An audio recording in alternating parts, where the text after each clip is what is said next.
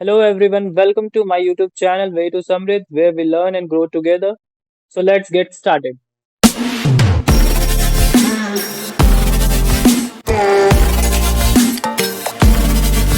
So as you can see, I have opened the Bank Nifty chart and it's a daily time frame.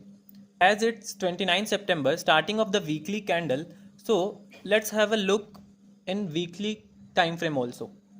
तो weekly का chart हमारे सामने खुल चुका है और यहाँ पे हम लोग दो चीज़ देख पा रहे हैं। सबसे पहला है मार्केट जो है वो डबल बॉटम या जिसे डब्ल्यू पैटर्न भी कहते हैं वो ऑलमोस्ट फॉर्म करने वाला है या कर सकता है।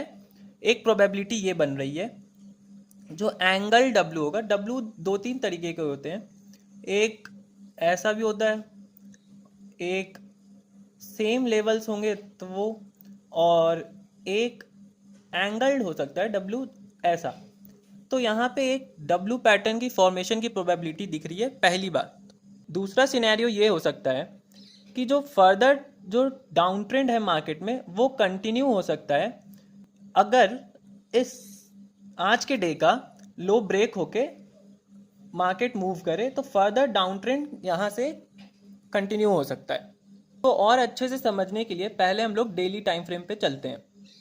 तो डेली टाइम फ्रेम हमारे सामने ओपन हो चुका है और यहाँ पे अगर फिबोनाची ड्रॉ करें simply from bottom to the top, तो हम लोग यहाँ देख रहे हैं कि मार्केट की जो क्लोजिंग हुई है वो 61% के ऊपर हुई है, जो कि एक पॉजिटिव बात है।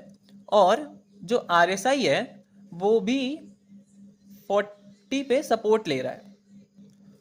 तो फिबोनाची को हटाकर अगर हम लोग एक ट्रेंड लाइन यहाँ पे ड्रॉ करना चाहें तो इस लो से आज के लो को अगर ट्रेंड लाइन ड्रॉ करें और फर्दर 15 मिनट में समझते हैं कि कल मार्केट कैसे काम कर सकती है।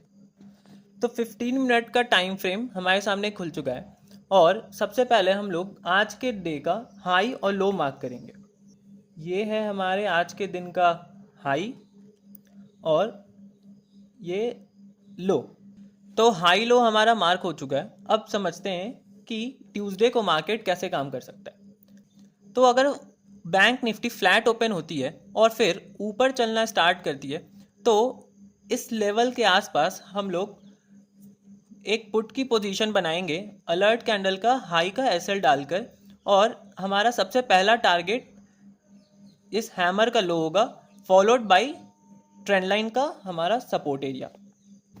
दूसरा सिनेरियो ये है कि अगर वो फ्लैट खुले और नीचे चलने लगे तो एक छोटा सा ये एरिया है, यहाँ से अगर वो सपोर्ट लेता है तो अलर्ट कैंडल का वापस से अपन एसएल लगाएंगे लो का, और उसके हाई के ऊपर एंट्री करके प्रीवियस डे के हाई का अपना पहला टारगेट होगा।